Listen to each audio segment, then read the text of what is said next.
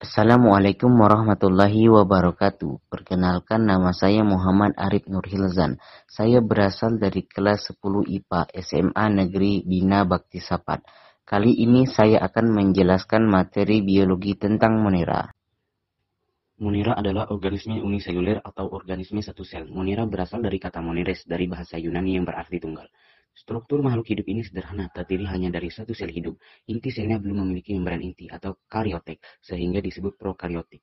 Kingdom atau kelompok ini juga kita kenal dengan nama bakteri. Bakteri berasal dari kata bakterion, yang bermakna batang yang sangat kecil. Ciri-ciri kelompok monera antara lain. Pertama, uniseluler.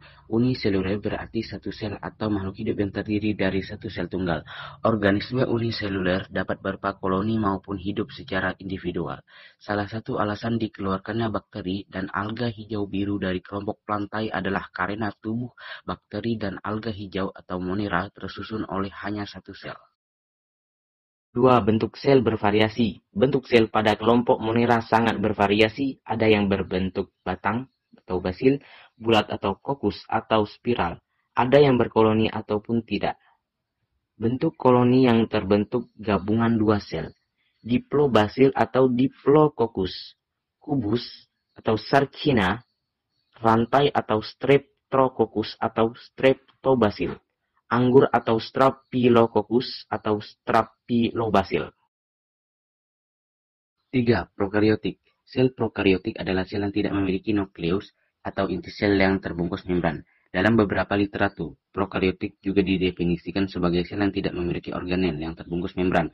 Ada sekitar 6 struktur penyusun sel prokariotik, yaitu membran plasma, sitoplasma, ribosom, dan materi genetik atau DNA dan RNA.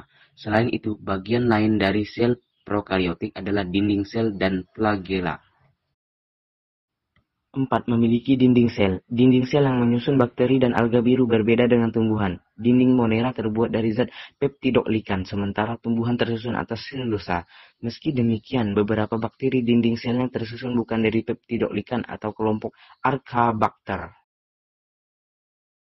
5. Tidak memiliki organel bermembran. Ketiadaan membran inti menyebabkan organisme monera tidak memiliki organel-organel bermembran lainnya, seperti kloroplas, mitokondria, retikulum endoplasma, badan Golgi, lisosom, dan vakuola.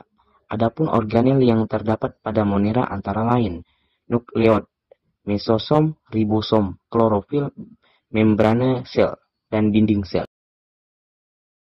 Manfaat monera dalam bidang pertanian. Bakteri nitrifikasi ini merupakan suatu bakteri yang akan membantu dalam proses pembentukan senyawa nitrat di dalam tanah.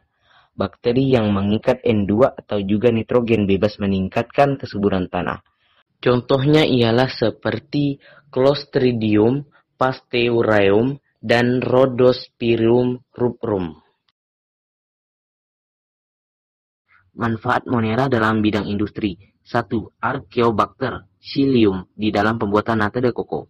2. Streptococcus lactidian cremoris ini menghasilkan keju dari bahan susu. 3. Enzim dari Archaebacteria tersebut ditambahkan ke dalam sabun cuci atau juga deterjen untuk meningkatkan sabun cuci serta sabun cuci pada pH dan juga suhu tinggi. 4. Beberapa Archaebacteria ini digunakan untuk dapat mengatasi pencemaran misalnya seperti tumpahan minyak.